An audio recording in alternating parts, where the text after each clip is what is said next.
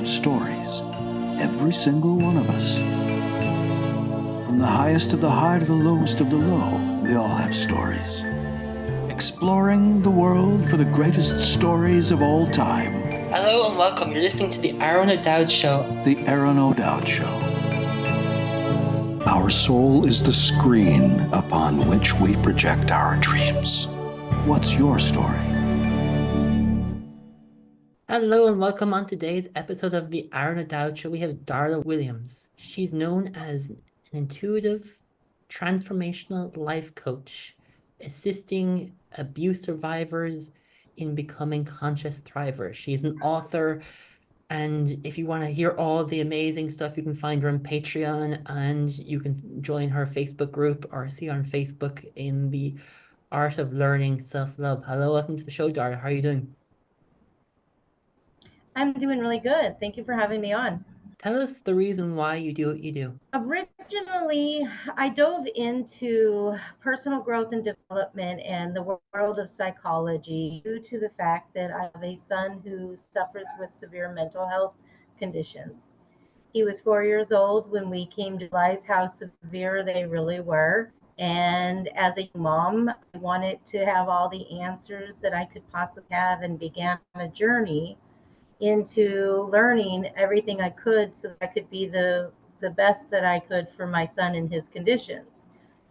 It was a long journey. My son's now 29, so it's over 25 years of working with different counselors and coaches and mentors and different things along the way.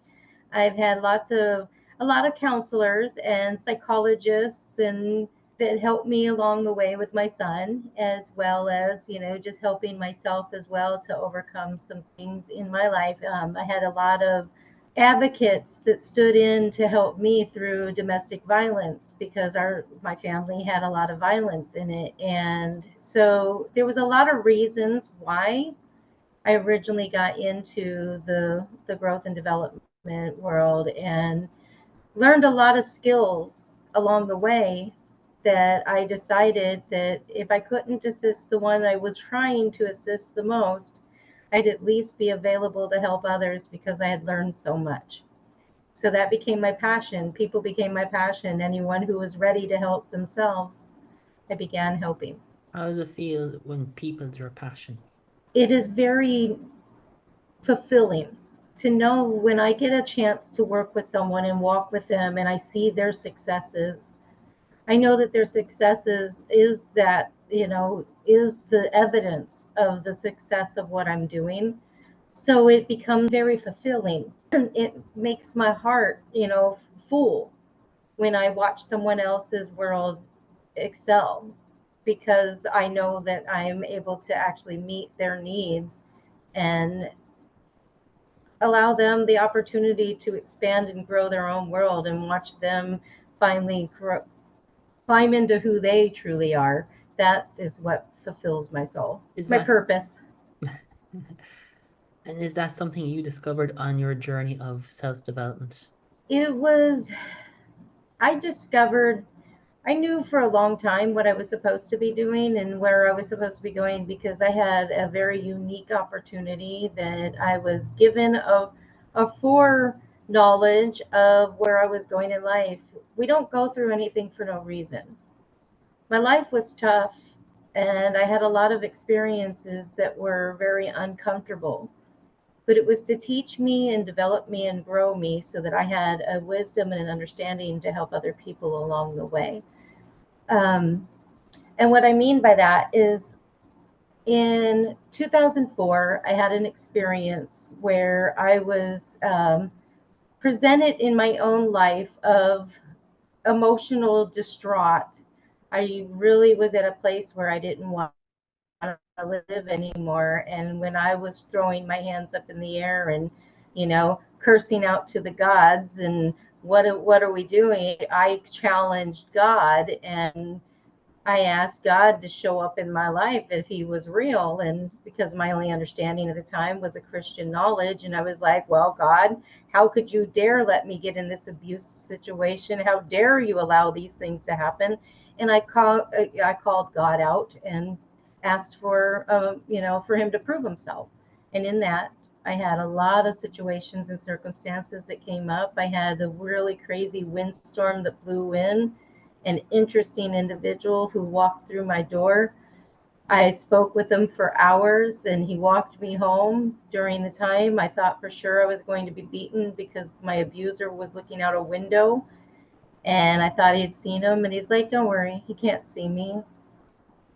I mean, that's just a paraphrased version of it, but there was a lot of details along the journey of that conversation that day and walking down the road that night.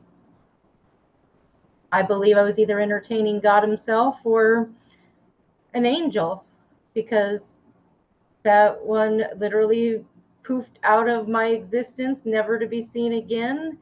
After the next day when I lost my job because they couldn't see him on the camera and I lost my job. And it was after he had told me all the crazy things that I would have to go through. And I have. I've gone through every single detail that was part of that journey. And when I say I'm intuitive, it's because I have a connection to source. I have a connection to God. And with that source knowledge, I've been in that prayer, that supplication, spending that quality time, always leaning on the one true source.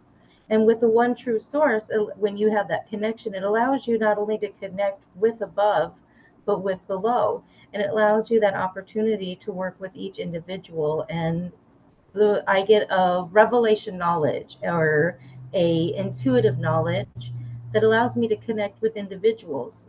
And it came from that experience in my life after a severe domestic violence in my life in 2003, 4, and 5, as I was battling through it and had to overcome it. And so I made it my mission to go forth into the world and take from my lessons in life that I had to learn, to deposit those lessons into other people's lives to help them to grow and expand as well, because we don't go through anything for no reason.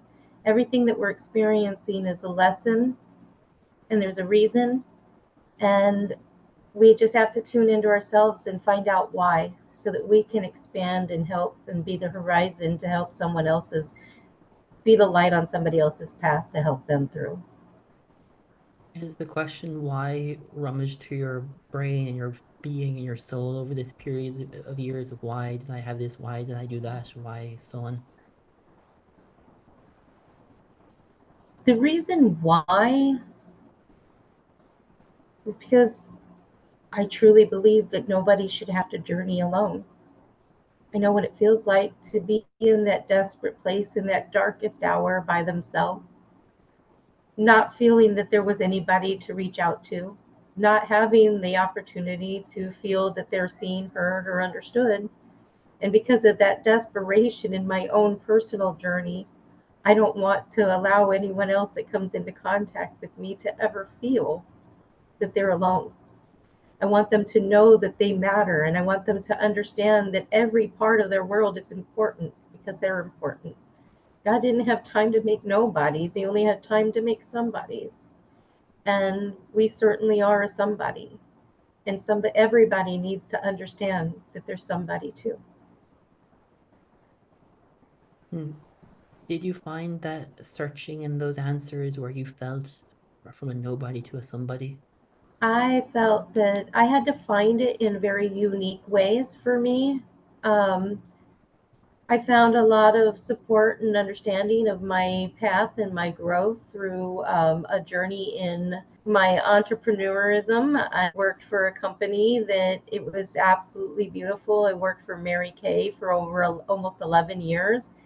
And in that journey, I learned and developed a lot of stuff for myself. But it was the passion behind what that business offered for people. It was the words of encouragement to give them the strength and the recognition and the understanding, that I needed the most, because I was a victim of domestic violence. And one of the things that company really focuses on, and it was during my biggest need, was making sure that we empowered each other and helped each other grow.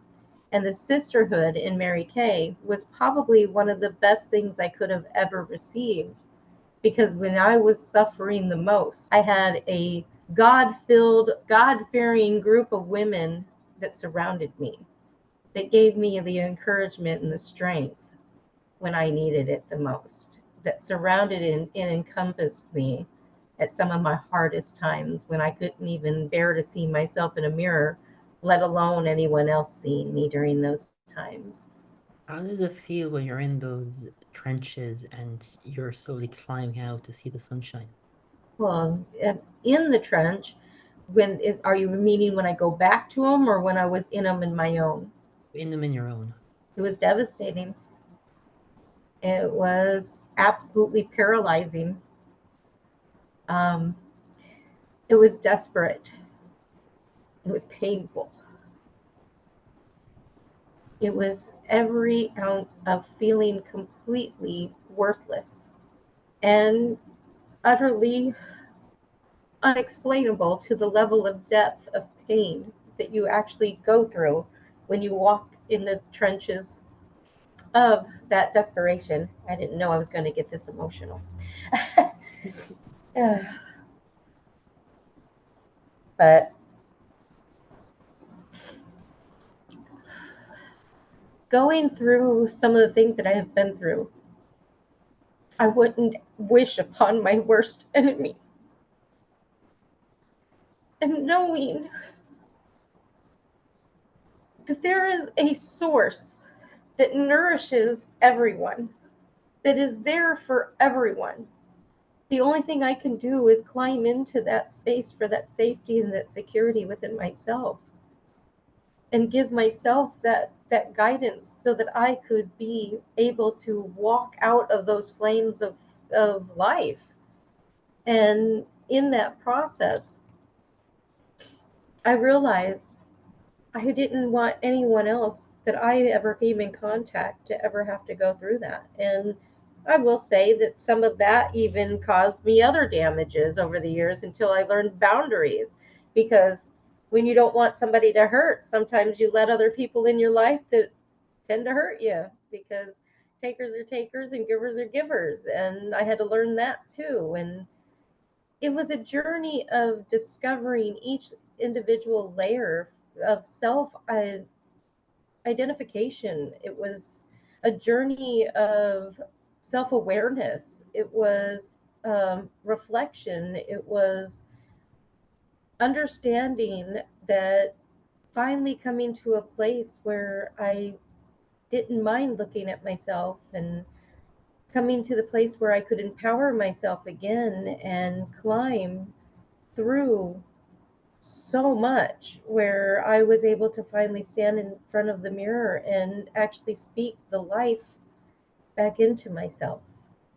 And when I realized that with the Art of Learning Self-Love, which is a course that I teach, it's a 90-day course that helps people. When I created that, I did that for myself to climb out of my own darkness.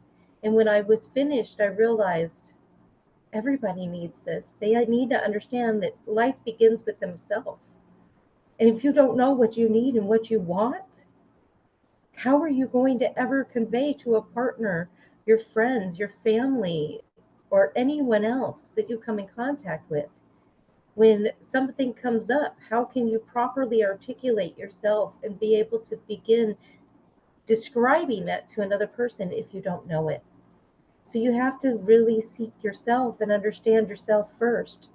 And when you know who you are, no amount of anything that comes into your life will ever cause you to question your self-worth, your self-dignity, your integrity, or anything else, because you know who you are. And when you're confident and secure in yourself, it changes the dynamics of everything. And I decided, because I had figured that key out for myself, that the whole world needed to know how to do it as well. And it became my life mission to find a way to help others to find and discover a love for themselves, because love begins within and not from without. That is a profound thing to know, is that everything comes from me. And probably when we realize that and come out of that, that's when our confidence, our integrity, our sovereigns becomes a reality. And when was that moment when you realized I can stand in the mirror? Was that your level of integrity and confidence through you? I realized that standing in front of the mirror for most of my life, I stood there long enough just to brush my hair and didn't even look at myself 90% of my life. It was just to get the things done and get out of the mirror because I didn't like myself for a long, long time because of the circumstances and the situations. But when I began building through affirmations, through affirming to myself, through what I call mirror work, where you stand before the mirror and you actually look deep into yourself and you finally affirm it. It took a long time of at least most of a year, one full year of doing affirmations every single day. I was on the third time through my own course of doing the art of learning self-love, practicing before I even began to see the light come on inside of me. And I will never forget what affirmation it was. It was, I radiate self-confidence. I didn't believe in myself for 90% of my life. I didn't believe that I was capable because I believed a narrative that so many other people put over me. And I truly didn't think I was worthy of anything. And it took me at that place where I began building and building that development of understanding who I truly was through the encouraging words that I needed, because I had spent most of my life looking outside. Will you feel this? Tell me I'm this. Tell me I'm that. Please love me, blah, blah. And I did that for so long that when it finally came in and I was doing all the affirmations, the minute I read on my mirror, I had all these Post-its all around my whole big mirror in my bathroom. And I was standing in front of it and I was like going through my affirmations and I was looking at myself as I was saying them and I was telling myself just how amazing I was and that I could do these things. And I was like, I radiate self-confidence. And I remember the moment I felt it. It was like through my toes, through my legs, up into my belly, all the way up through my chest. And I could see a light in my eyes for the first time. And it was me doing this course 3 times before that even settled for myself. And I was like, wow, it just came on. I just turned on. I just activated my confidence. And I remember the moment I did, I went from being slunched over to my shoulders came back, my head came up, my chest came out, and I was standing in front of that mirror going, I do radiate confidence. I radiate self-confidence. I radiate and I kept saying it because I needed to affirm it. I needed to believe it. And I needed to understand that those words really meant life to me. And instead of looking for everyone else to fill that place and validating me, and, I didn't have to go around showing everybody everything I did anymore, going, what do you think? Is this okay? Do you think this is good? I didn't have to do that anymore because then all of a sudden I was like, I am doing this. I am capable. I am able. And, it's funny because that part came after I had published my first book. That was just the journey of finally coming in to understanding that I could make a decision. And it wasn't even building my self-worth and my self-confidence yet. It was a lot of finally coming into my first accomplishment and having other people praising me for the first time in my life, which then made me have to seek the fact that I wasn't even acknowledging, and I was so emotionally unable. There was such a desperation for it that I clung on to every word everyone said, saying, oh my gosh. But I had known my whole life I was giving it away because I needed it most. And what I was giving to everyone around me was what I was begging for because I didn't know that that was what I needed. But the minute I was able to empower myself, Aaron, the minute I was able to empower myself, And I realized that the confidence began within me. And it came from a key of true belief in something that is unseen, that it was the faith was key. When I realized that in that moment, I was like, oh, I do this. It isn't somebody else's responsibility. So I learned at that moment, I didn't have to go ask anybody else. I learned in that moment in that mirror in Buffalo, Texas, standing in a trailer house in a bathroom going, I radiate self-confidence. I realized for the first time ever that it all began with the seed of belief within myself. And I didn't have to look outside anymore. I didn't have to go and say, hey, are you going to do this? Are you going to help me? Are you going to make me feel better? I didn't have to run to a boyfriend or a mother or a sister or anyone else and say, or my friends and say, please support me. Tell me I'm good. I didn't need that anymore. It was a little part of the little inner Darla, my little girl, me, was standing in that moment, seeing the light in the mirror of me radiating it for the first time in my own life. And I didn't have to be depressed, and I didn't have to be all those things, because in a holy instant, I could truly turn it on for myself, and I could believe in myself and make it possible. And that was hard, because I know that most of my life I heard, you can't, you won't, you're dumb, you're this, you're that, and I mean, and the list goes on, and they were really horrific things I heard. At that moment with I radiate self-confidence, it turned my entire world around, and I realized confidence was the key. Self-belief. When you had that radiating confidence through you, did everything seem easier, where it flowed better and you were able to be the author and the books and the courses, everything just moved? When I activated my own self-confidence and I realized that I activated the confidence within, it gave me the security that I could be confident enough to fulfill what I needed to fulfill. That if I was taking on something or a task, that it gave me the strength to even stretch and learn things. It gave me the opportunity to trust myself. Confidence gives us the trust within ourselves so that we can begin making the decisions that allows us to move forward.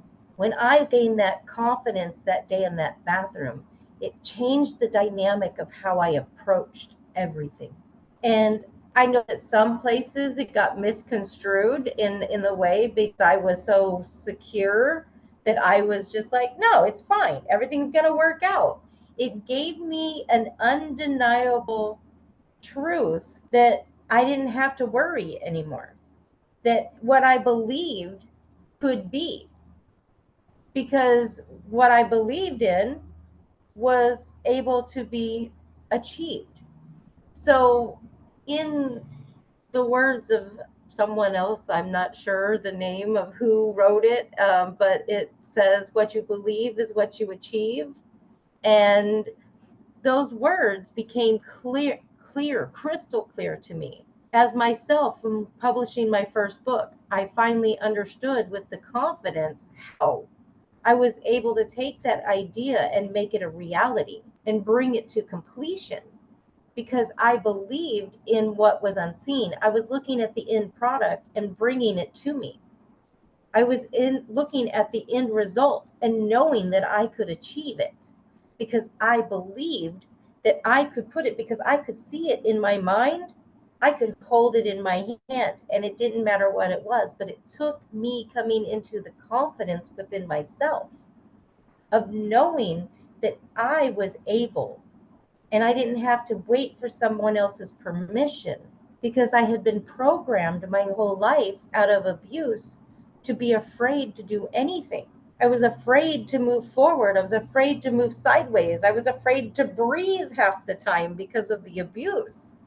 So to finally find that radiating confidence from within that empowered me to stand up and say, I can do this. I can take this step. I can go forward. I can believe in myself. I can achieve those dreams. I can walk it out. It gave me a sense of security that even if I failed, it didn't matter, because at least I tried. At least I gave it my all, and I moved forward. And I did something besides stay stuck in the fight and the flight and the freeze of my life. I could finally empower myself and move forward. So if I got stuck in my narrative in my mind of the words that I had heard over and over again, it allowed me, when I could turn back into my confidence and say, well, I confidently know I'm no longer there. I confidently know I don't have to deal with that no more. I confidently know I can move forward. And it was literally choosing to say, I believed in myself. I have the truth. I know the way. It was believing in what everyone said I couldn't do. And I just carried it with confidence. And I did it with the execution of believing. That power of belief, that is our magic. Belief truly is our magic. And when we believe, we can achieve anything we want. And we have to be considerate. We have to be mindful. We have to be loving. We have to be caring. We have to be grateful. There's so many components. It's not just one thing. The magic happens in our life when we combine it all, and it flows together easily and effortlessly. When we're not putting so much work and pain behind it, but when we stand forward and we say, I can, so I will. Those words are the most empowering words I could have ever written. I can, so I will. Because that let me believe in my own self-confidence after radiating the self-confidence and building that structure, knowing that my words had the power of life and death over me. I could change the narrative, and I could begin one word at a time within myself, change the way I thought.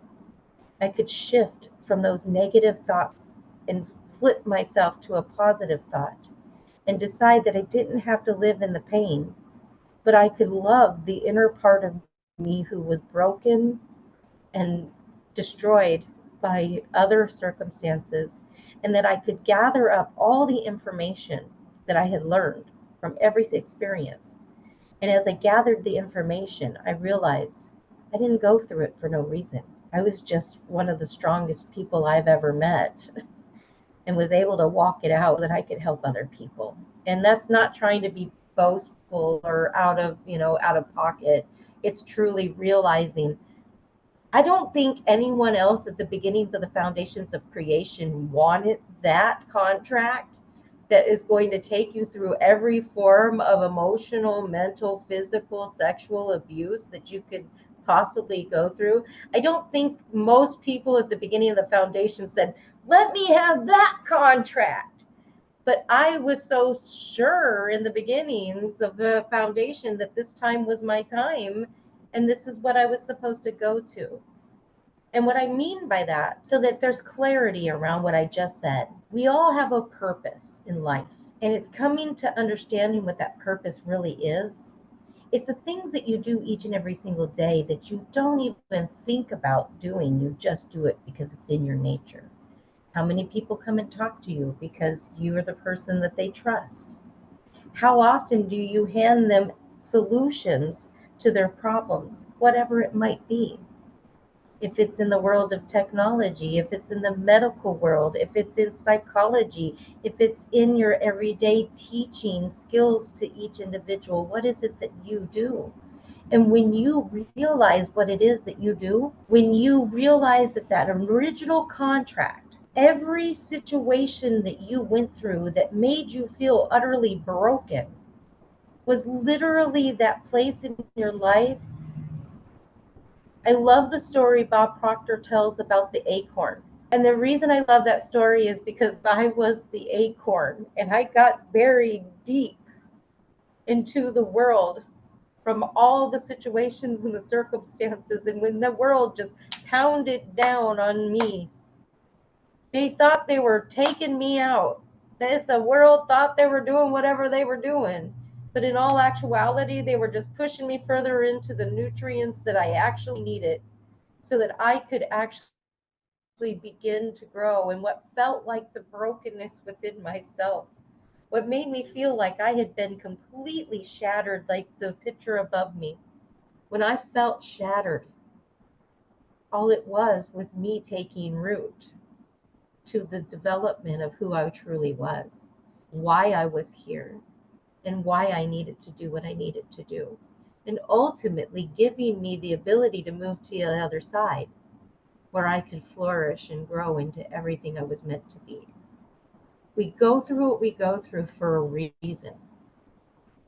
When we can fall in love with our process and look deeper into the root of why, what happened, where did we get hung up, what kept us in whatever. In the beginnings, when that contract was pulled and I decided that this was my time, that this is where I would be, and I took that contract and said, I'm going to walk it out. I was walking it out because everything we learn is a collective knowledge that gets uploaded into our consciousness, into the source of all things. And what happens is it gets filtered out and everyone learns and evolves collectively. And when I realized that every single person is a component to it, whether or not it's good, bad, or indifferent, it's just the experience. And it's teaching you a lesson. When it's uncomfortable, it's you're out of alignment. And are you going to recognize you're out of alignment with source and your plan and your purpose? Or are you going to continue to fight it, trying to make it something work that isn't supposed to work? I know that for myself personally, far too many times in my life, I gave more chances and more opportunity to far too many people because I was out of alignment. Because I was somewhere where I was there to learn a lesson and I was supposed to learn it and go. But because I was stubborn and thought I could fight that system, what happens is the universe turns the knob of our volume of life and turns it up. And continues to turn it and turn it and turn it until it's so loud and so obvious that you have no choice but to get up and go. And when you get that opportunity, and because you chose to stay longer than you needed to, it gets more and more intense until you finally see the truth and you go. And that's the truth. That's what happens. You have to experience things until you find the way to gather the strength within yourself to say enough's enough for you. And it doesn't matter what's going on the other side. Once you realize that, once you understand that your responsibility is you, it shifts the world around you. And it allows the world around you to actually meet you where you really truly are once you know yourself. But you got to remember, it's always recirculating back to, so we got to see where we're at. We got to reevaluate. We got to relearn. What are we doing? Did you learn from your past experience? What are you going to do this time? Here's the situation. What are you going to do? What did you learn? How did you learn? Why did you learn it? So that you can take it to the next level. And what I realized is I had so many of those situations and circumstances that the only reason I went through it was because I had the gift of communication. And why I say that is because I was born under that. My astrological sign is I was born a Gemini, and that's a communicator. My rising sign, Gemini, which is a communicator. But my moon, which is my passion, is a Leo. So I'm nothing but communicate, and all love. That's the basis of who I am, who I was born to be. That's who I sit under as a star, under the cosmos, how I was born to be. I can't be anything else but the person who learns the stuff and tells people about it and has the way of the gift, the great gift I was given that everyone in my life tried to stifle. What is abuse? Abuse is number one cause to silence individuals, to tell them they cannot speak, to give them a sense of no direction, to make them feel that they're not worthy of having a voice, because every time they try, it shuts them down. So if that was my journey of every single circumstance trying to silence me, my gift to the world is the knowledge that I learned through the experience, and to stand up to be the voice for those who were held captives in their own situations and their own circumstances, so that they too could be set free. And that's why I do what I do. That's my passion. That's my purpose. I learned who I am. I sat with God enough to say, okay. And whether or not, I'm not saying one God is better than another. I'm saying that God, the gods, all. To be honest, if you really study any single one religion, they're got every single one of them, because I've done the study, has stated not to condemn another religion. Why? Because it's all based out of the same component: love. Love one another. Do unto others as you'd have them do unto you. And if this is the golden rule across the board for everyone and every religion, and it's all based out of love, it doesn't matter what you believe or what you want to teach in regards to spirituality. What matters is that we all come together in unity, because we're all united. We're all a collective force that works together. And when we stay divided and in our pain stories, we're definitely not in unity. Darla, you are an artist. You've done children's books. What inspires you to do that? Casey's Adventure. The story of a caterpillar. It's the sights he sees, the sounds he hears, and the friends he makes along the way. Casey's Adventure. I created Casey's Adventure during one of those moments in my life that felt like the dark night of the soul. And I was sitting on my front porch, distantly looking out, across my porch, and I saw a plant sitting on my porch, and on the plant was this little caterpillar, and it was climbing down and along the side. And for whatever reason, sometimes ideas get dropped into you. All of a sudden, you have like this visual idea. And as it was crawling down the side, my brain started processing where the caterpillar was going, what the caterpillar's life was all about, because I had to separate it myself from myself for a minute, because I was hurting so much on the inside. So I'm sitting there just watching this little caterpillar and imagining him.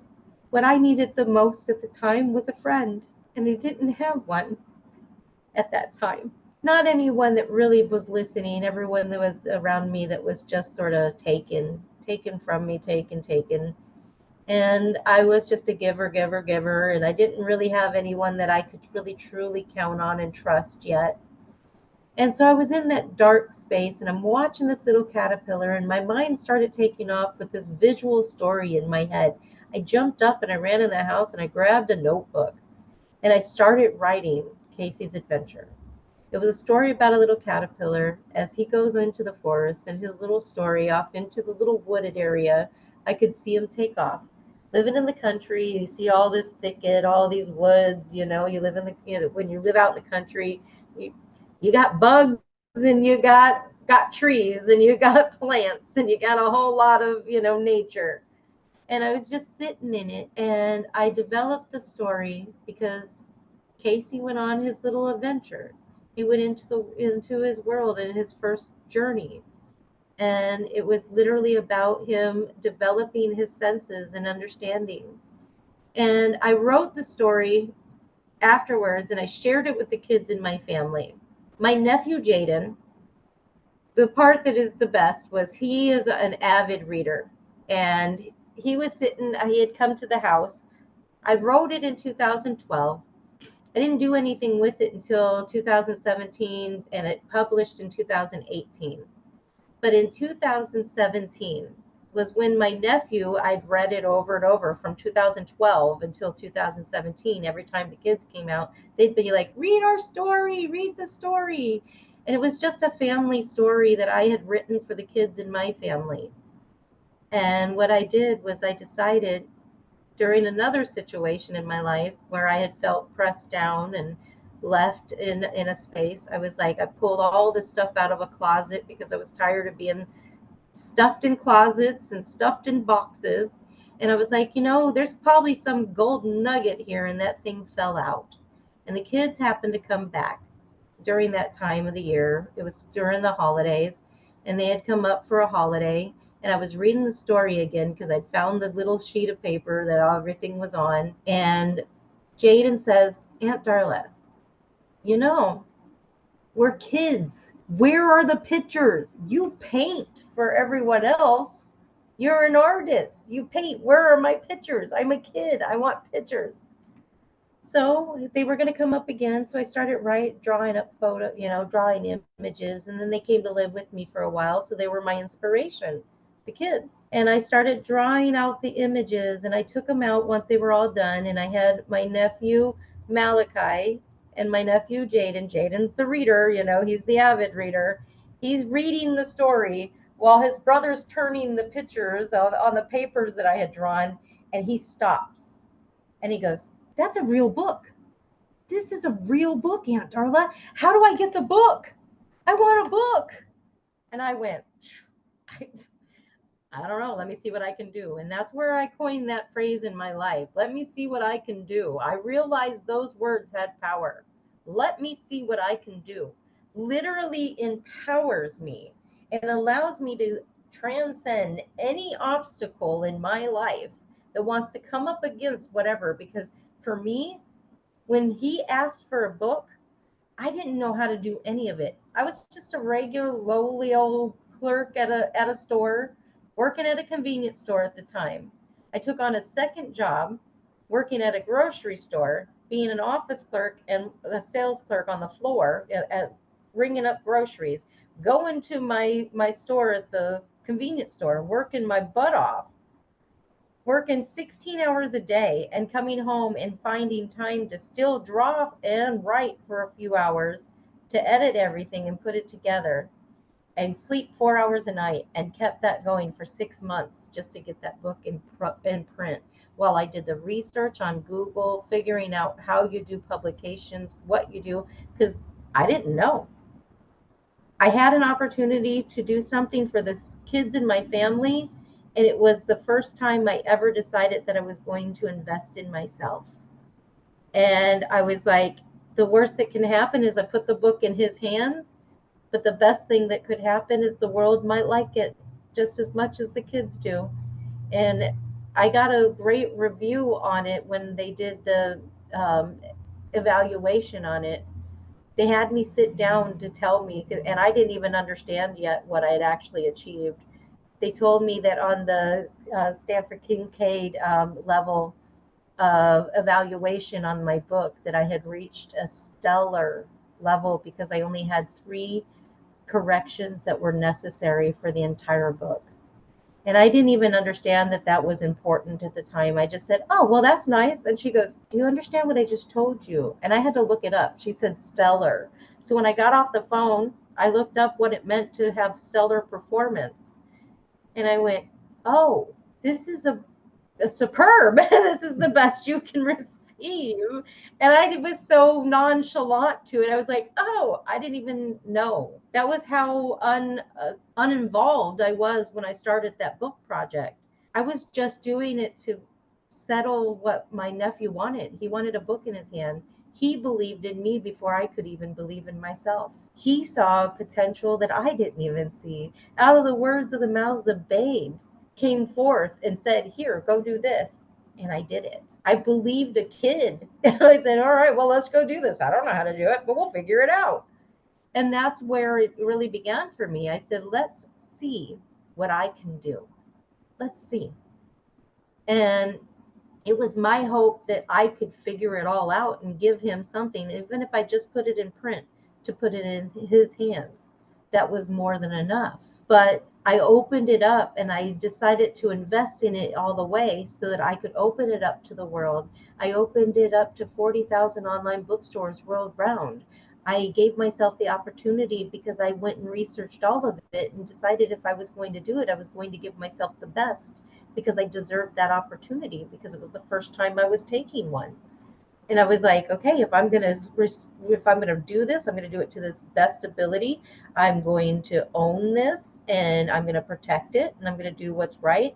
So I own two at this point now, two copyrights of all the words and all the illustrations to two books that are listed and logged with the Library of Congress, and they are published and printed out of Canada. So I have two rights, one out of Canada and one out of the United States because of where I chose my printing press.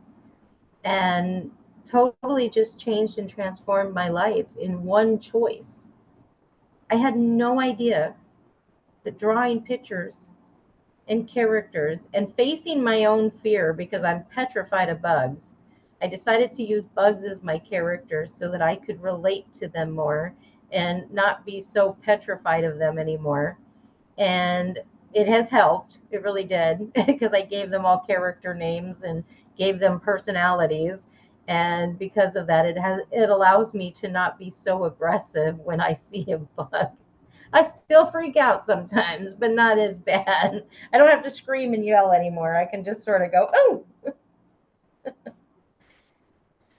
But I mean, that's why and that's how it got started. I did it for the kids in my family, and with the chance and the opportunity that maybe, just maybe, the world would like something that I had done for the kids in my family, and I had hoped that they would like it too. And they did. I had no idea that by the time I had come to print, I had already sold my first 50 copies before it even hit the printing press. And that was all. I didn't know how to go about publishing, marketing or any of that. I was doing it all. I did all of my own. I'm 100% sole sovereign in all of it. I own the rights. I published it. I'm my own marketer, my own content creator, my own illustrator, my own writer. I just have many gifts, many, many gifts. I have a lot of talents that I don't allow to go to waste. I use them all because I was given them. And I enjoy being creative. I'm a creator. When you talk about the personality type, the architecture type of people, I'm a creator. And I create all kinds of things. I see things out of nothing. I'm the person who can walk in the kitchen when they say, oh, there's no food. And I'll come out of the kitchen with a full meal and they'll be like, where did you get that? I'll be like, I make stuff out of nothing. That's what I do. I make things out of nothing. But I've done that my whole life. And it comes from being in a space of lack, but wanting more. And figuring out that you're not really lacking anything.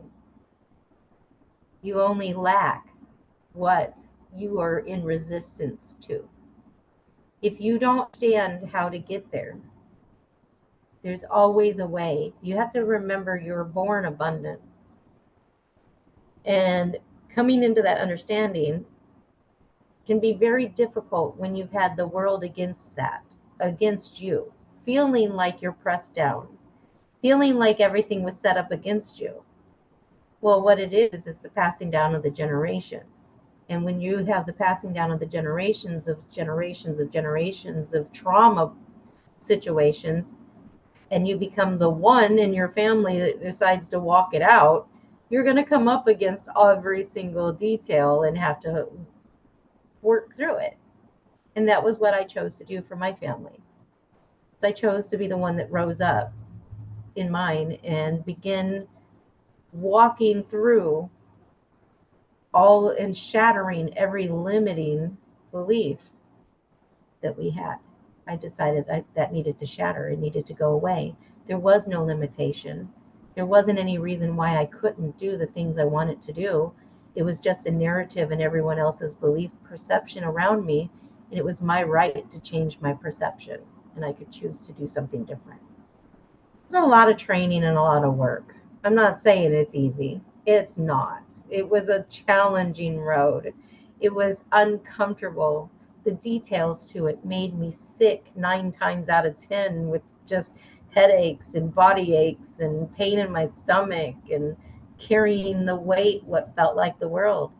And when you do that, when you go through such trauma, a lot of women and men suffer with weight on their body because of trauma. I've recently come into the place of my wheelhouse of life where I'm beginning to work on my weight and my wealth. And being in that space changes a lot in your mind. I probably should have started there.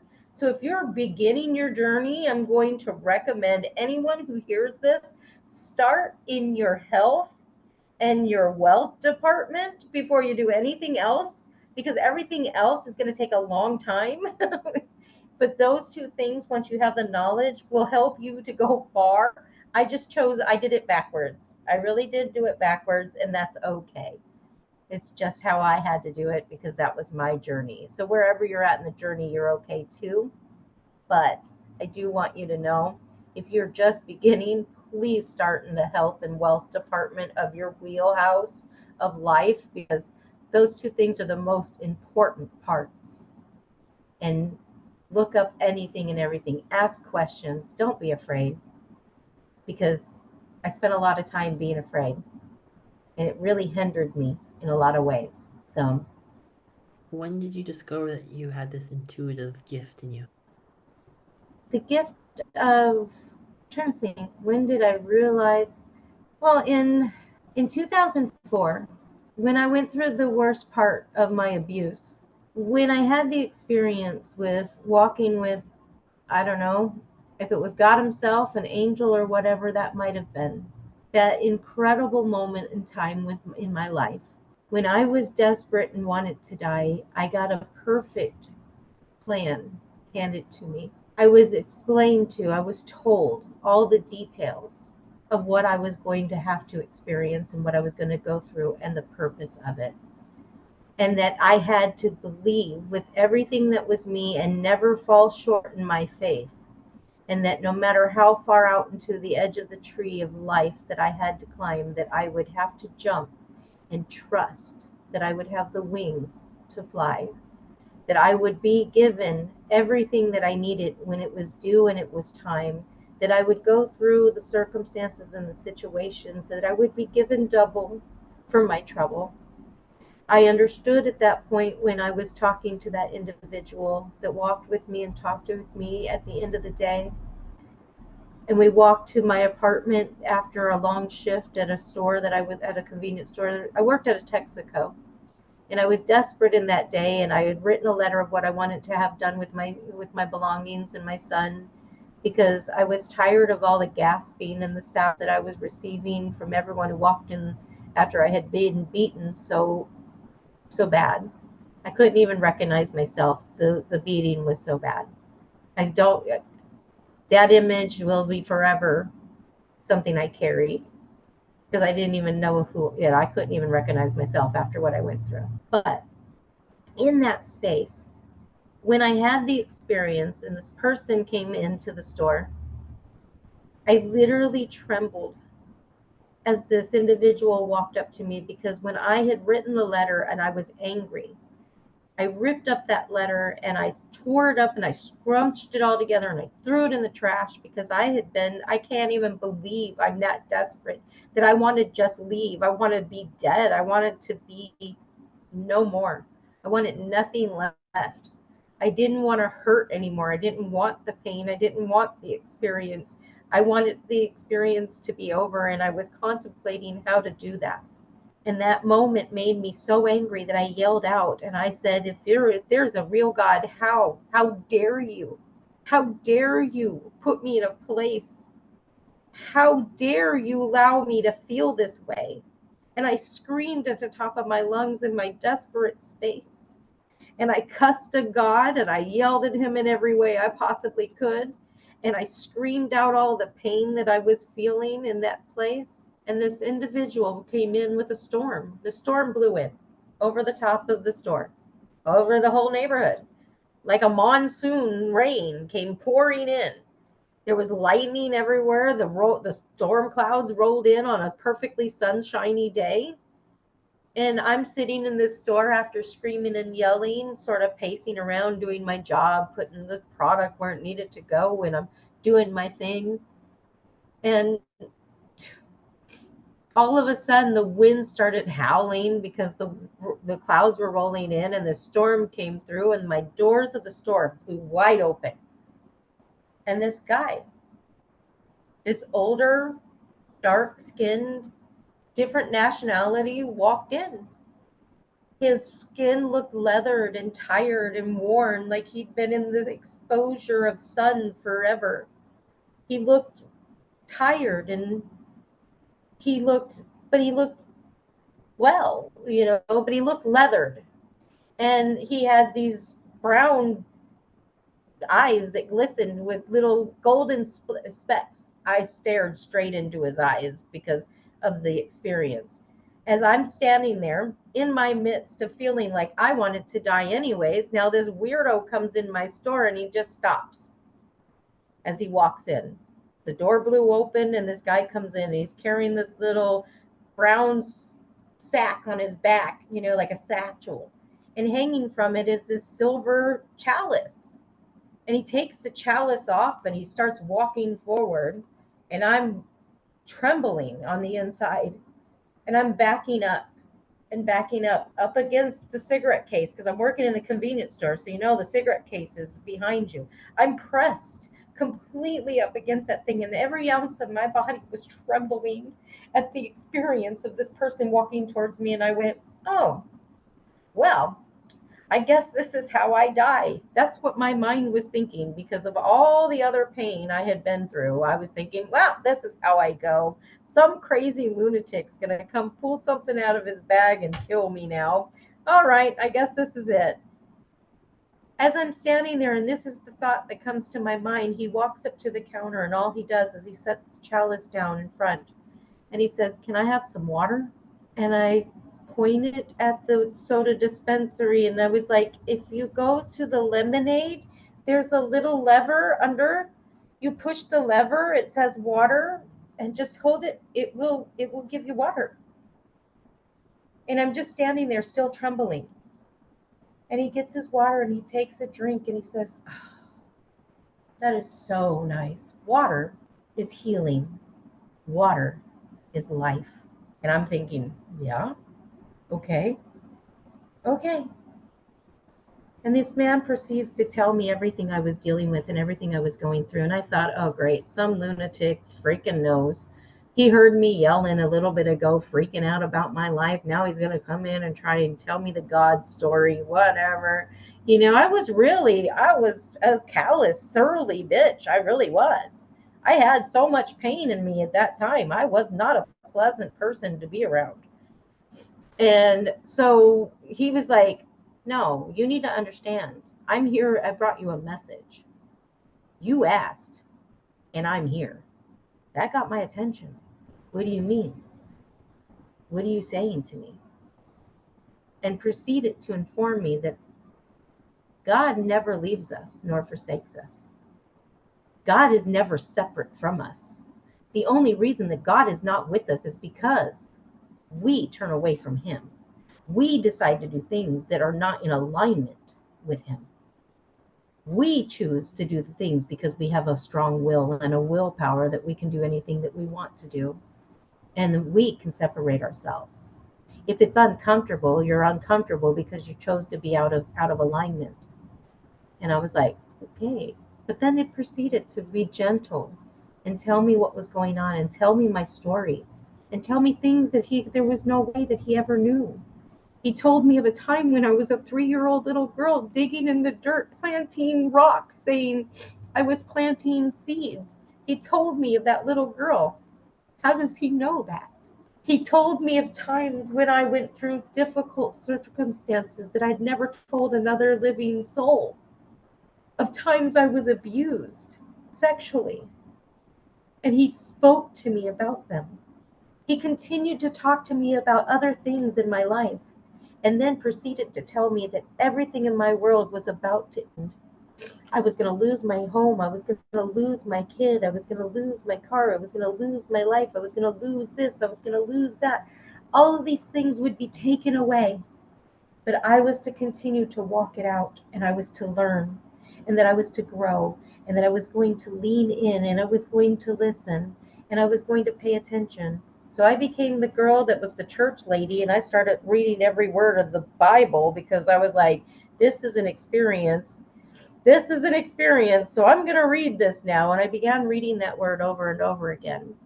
And now, so many years later, that was in 2004. So 20 years, 20 years later, I'm at that place where he's picked me up from that pit of my life and walked along the mountaintops and put me in the high places and carried me to my own Zion and gave me the tools and the skills, because he told me that Isaiah 61, the scripture, and I read it and I read it and I read it over and over again, trying to understand it, says that the Spirit of the Sovereign Lord is upon me to speak to the poor, to set free the captives, to bestow on those who have been, to bestow on those a crown of beauty instead of the ash heap. Those who have been tormented, who have been oppressed, those who have suffered severe trauma, severe pain. He told me then that I would walk out every form that I could possibly walk out. And I would know how to help other people. Why I chose that contract in life, I don't know. But I'm glad now, because I wasn't glad when I went through it. I was really sad for a long time. But people want to know why. Why do I do what I do? Because not a single soul in this world deserves to be mistreated. Everyone needs to understand that love starts inside. And when you know yourself, when you know what you need, when you can acknowledge yourself, when you have your self-identity, and you can actually have the perfect awareness of what it is, and you can actually judge upon the circumstances of yourself so that you know whether or not you like it or don't like it, it changes the dynamics of all of it and allows you to finally live a free life, so that you can actually begin articulating what's necessary to help other people to understand whether or not you're going to accept or not accept, and whether or not you have, it gives you the authority within yourself to rise up, speak your truth, and actually execute the decisions that you make, so that you're not sitting in the balance hoping that you're doing it right. Because when you know yourself, you know if you're doing it right or wrong. You know if you need this or if you don't. You know if you like this or if you don't. And when you know all of those details, you are able to work along, and you begin developing the skills to understand the dynamics between each individual interaction you have with each person that you come in contact with. You're able to see the depth of what somebody else is doing isn't about you, that they're doing what they're doing because they're still in their pain story, and you can forgive them instantly because you know where it was when you were hurting and when you acted out the same way because you didn't know yet either. It changes the dynamics of how you process everything when you start by knowing yourself and building the confidence and the self-love within. It changes all of it. And for whatever reason, when the beginnings of the foundations of creation, God said, there will be a Darla, and that Darla is going to help people see that love is the key, that love is the master key to all things. And she's going to be the one that proclaims it like up on the mountaintop, just going hollering it out to the whole world. Hey, hey, hey, this is what you need. And it's not about me. It's about a message that comes from around the world.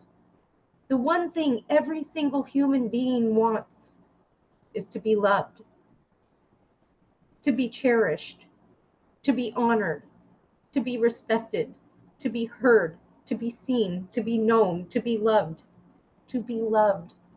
Every ounce of what it means to be loved. That's what every single person around the world wants.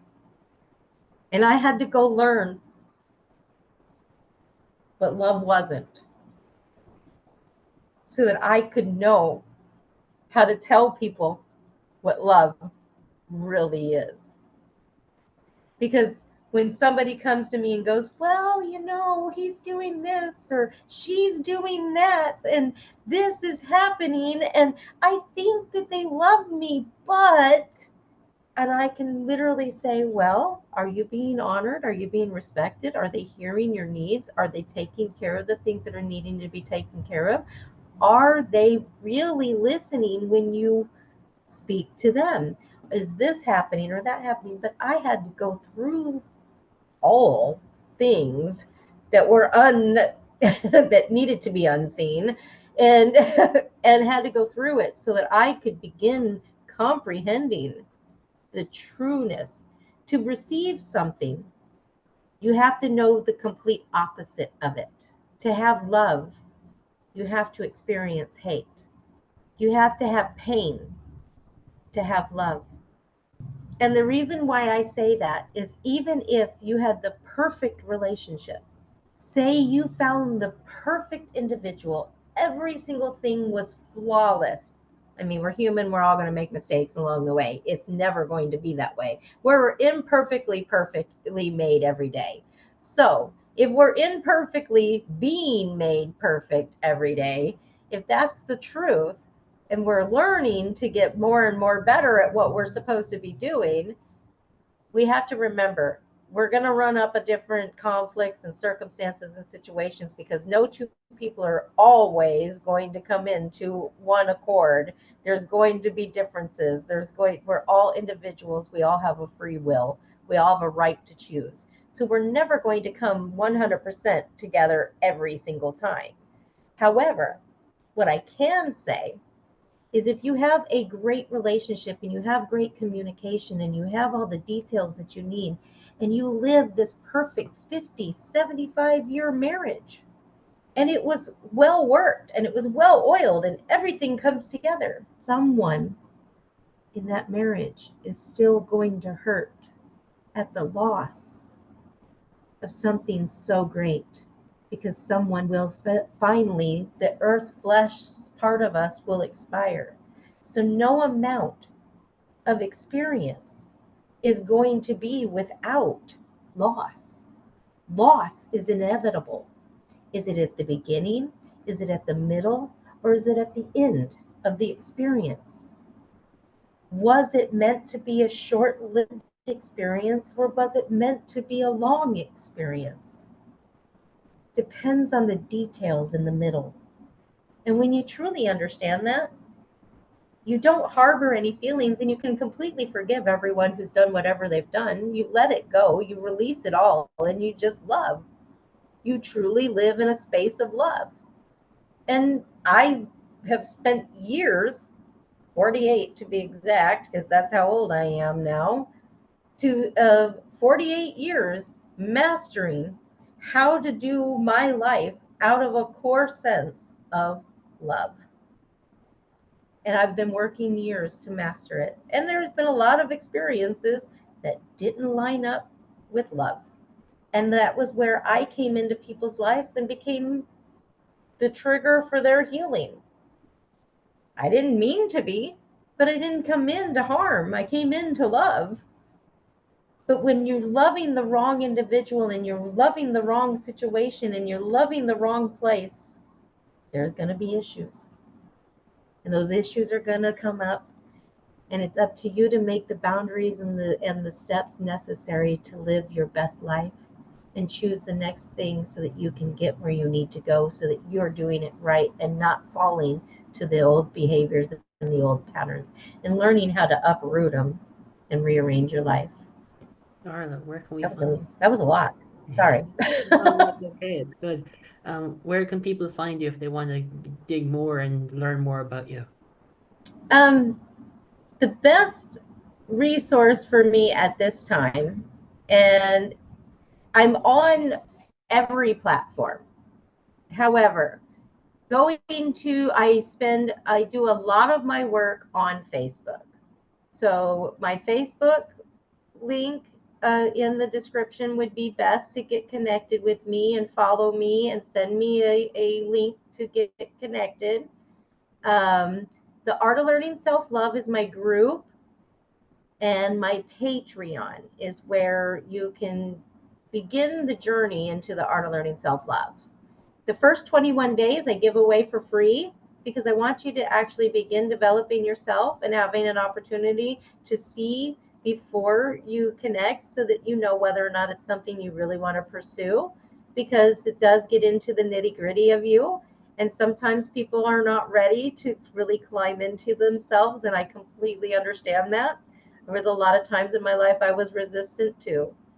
So when you're ready, you can jump into the Patreon, which should be a link that will be in our bio, right, in the description. Mm-hmm.